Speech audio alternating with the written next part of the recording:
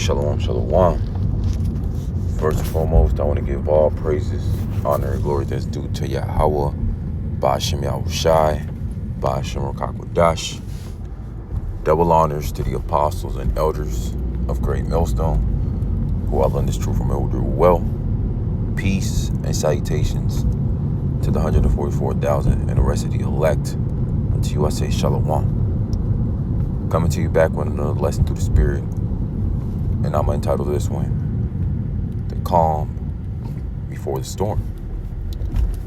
Because this whole peace and safety that these people are in, especially here in America, which is Babylon the Great, where the people live without care, they dwelt without any worries, without any imminent danger, ultimately because this society, this world here in America, Babylon the Great, it has put these people to sleep by the way of that American dream, the American philosophies that nothing's ever going to happen, that the whole geopolitics going around the world, from the Strait of Hormuz being closed, the Russia versus the Ukraine, the whole Venezuela being taken over by the U.S., and all these different events that have transpired just as you're alone. These Americans, these Babylonians, they're not worried about that. They're worried about the World Cup. They're worried about their next promotion at the job so they could get a bigger house and a bigger car.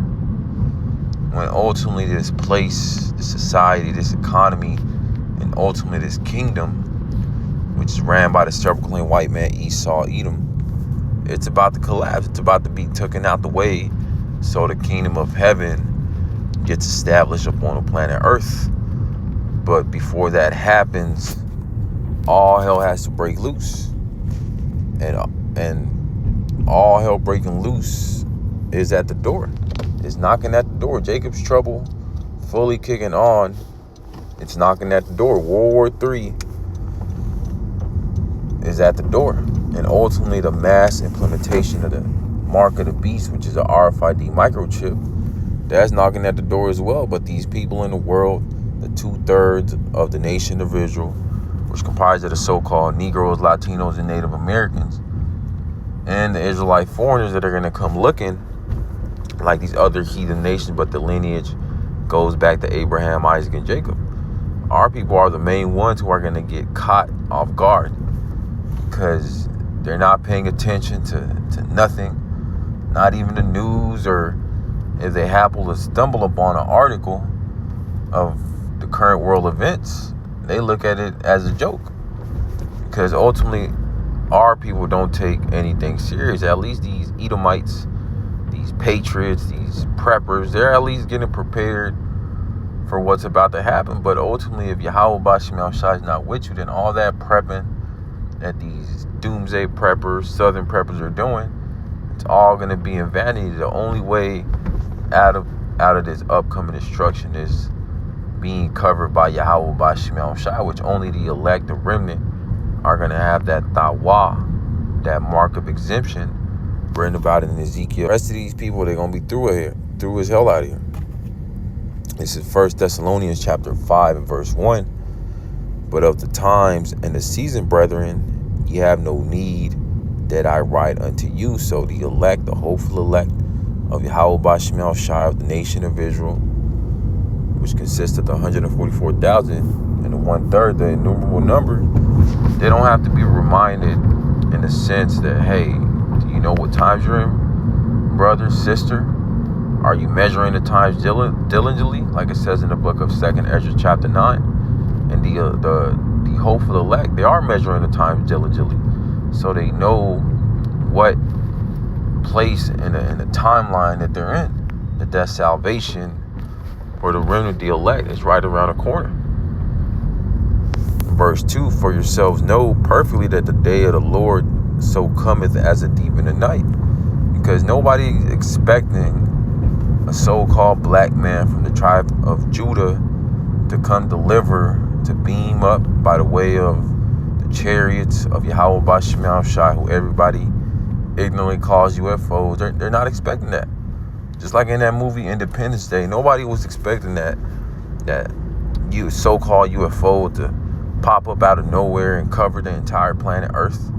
That's how it's going to be when Yahweh Shai makes his second coming, his second appearance. But before that happens, it's going to be all hell breaking loose. It's going to be one day you're going to be doing your daily routine, going to work, commuting to work, doing your daily errands. And then at the blink of an eye, all hell is going to be breaking loose overnight. You're going to wake up one night, no electricity, no power, bank accounts wiped out, grocery stores looted. But these people in the world, they don't think that's ever going to happen because they have that normalcy bias. They think that, oh man, gas went back down. Oh, gas is never going to run down. That whole Strait of Hormuz situation, that's no big deal. But these people are underestimating Yahweh Bashim El Shai. That's why the Lord is going to pretty much come and visit them with the judgment when they least expect it. Verse 3, for when they shall say peace and safety, then sudden destruction cometh upon them, as travail upon a woman with a child, and they shall not escape. And that's what these politicians, Donald Trump, Elon Musk, all these different technocrats are pushing. They're pushing that era, we're in the era of peace and safety. That don't worry about what's going on in the world. Just eat your bread and watch the circus. Watch the FIFA World Cup. Don't worry about gas prices. They're going to go back down. But that's that smooth words that these elite banking families, these Rothschilds, the Rockefellers, along with their puppets that they're controlling, are pushing onto the masses, that vibration of everything's okay, don't worry. And then you have our own people, the wicked 2/3 of our people, by the way of these Christian pastors, these other Israelite camp leaders that know the truth, but they've sold out. So they're teaching false doctrine. They're teaching prosperity doctrine. That's putting our people in the wrong state of mind. That's why they're going to get put to death, because these people, they're born in vain. They're just going, driving, not knowing what the hell is going on. That's why it's going to get them like a thief in the night. And that day, they're not going to be able to call upon Yahweh Bashim El Shai, the 2/3 of our people. Even if they know the names, if they're not part of the elect, then they're going to be through as hell out here. They're going to be calling upon Buddha, Allah, all these false names, these false gods and idols. Verse 4, but ye brethren, mainly talking to our people, the Israelites, they're in darkness. They're in gross darkness. Like it says in the book of Isaiah 29:10, Yahweh Bashim El Shai poured out upon them that spirit of deep sleep. And it vexes you the way these people moving, like nothing's ever gonna happen, just going to work, even though prices are going up. You got all these Epstein files being released, but yet these people are docile as all hell.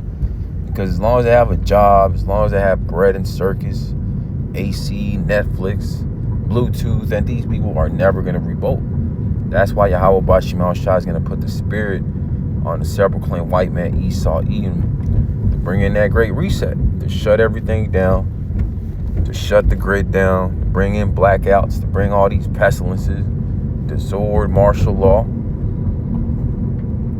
Verse 5, ye are all the children of the light and the children of the day. We are not of the night nor of darkness. Yeah, because the elect, the remnant, they have been given that light. They have been given the Holy Spirit to understand what times they're living in. But the rest of these people in the world, they're in the gross darkness. Yahweh Bashim El Shai didn't come unto them, unto the 2/3 of our people. That's why it don't matter how many times you tell them about prophecy, about where we're in, what times we're in, evil times. They don't seem to click. They don't seem to have that sense of urgency because the Lord didn't give them the spirit of understanding. He didn't give them the wisdom. He didn't give them the fear of the Lord. That's why they're going to continue to move how they've been moving till they get put to death. Verse 6, therefore let us not sleep, be brought back. No, that's not going to happen. It's only going to get worse from here because we're at the beginning of sorrows. It says verse 7, for they that sleep in the night, and they that be drunken are drunken in the night, being spiritually drunken with the cares of this world, with the American philosophy, the American dream. If you work hard, you get a bag and be equal like Esau, Edom. But now these people are starting to realize that it was all false. It was all an illusion. But yet, they're still not revolting. They're still docile as all hell. So these Americans, these Babylonians, they're going to be easy to get taken over. Yeah, they have guns, but these people have never been in a war-like scenario. It's not like the people over there in the Middle East, Ishmael, they've been getting bombed and bullets flying everywhere since they were born. These Americans, these Babylonians, they've never experienced that. That's why it's going to get real bad out here. Verse 8, but let us who are of the day be sober, putting on a breastplate of faith and love, for in helmet the hope of salvation. That's the hope that we have. Us are the hope for the elect, being covered by Yahweh Bashmel Shai during these times, especially the times we're coming into, Jacob's trouble, a time like no other, and ultimately being delivered out of this captivity by the way of the chariots, by the way of being changed into those new bodies, having the laws, statutes, commandments written in our inward parts. That's our hope in the kingdom of heaven, not in this society, America, Babylon the Great. No, that's the hope that these people have, is for this society to continue. Verse 9, before Yahweh Bashmel Shai had not appointed. This is Proverbs 20:23. It says, a prudent man foreseeth the evil and hideth himself, but the simple pass on and are punished. And that's only the remnant, the elect. There's represented the prudent, because they can see the evil, they can see all hell breaking loose. Ultimately, because they've been given that faith. Like it says in the book of Hebrews 11:1, even though they don't see that all hell is, already broken loose. They don't see no tanks running down the street. They don't see no bodies dropping left and right. It's rotting corpses, but they can foresee it. And that's why ultimately the elect, the remnant, they're putting their trust and faith in Yahweh Bashmel Shai, because the way that it's looking, that's the only way out. There's no other way out. You can't save yourself by being carnal. Like it says in the scriptures, a carnal mind is enmity against Yahweh Bashmel Shai. The only way up out of here is through the Lord, being covered, being part of the elect. That's why it says, but the simple pass on and are punished. That's the 2/3 of our people in these heathens. They're simple. They're asleep. They don't know what the hell is going on. So that's why they're going to be taken by all these different plagues. This is Ephesians chapter, to get closer to the Lord. And then the believers, the helps, taking heed to the warning, getting themselves right as well. Verse 17, wherefore be ye not unwise, but understand what the will of the Lord is. And what's the will of Yahweh Bashmel Shai? To destroy America, Babylon the Great, to bring Esau, Edom down, to self-proclaim white man, and to establish the kingdom of heaven. That's the will of Yahweh Bashmel Shai, to deliver the elect, the remnant of the nation of Israel, and the 2/3 to get put to death, and these heathens to go into slavery. Verse 18, and be not drunk with wine, judged by the spirits created for vengeance. But that's pretty much the point. Of Great Millstone, who all in this truth from Elder well. Peace and salutation.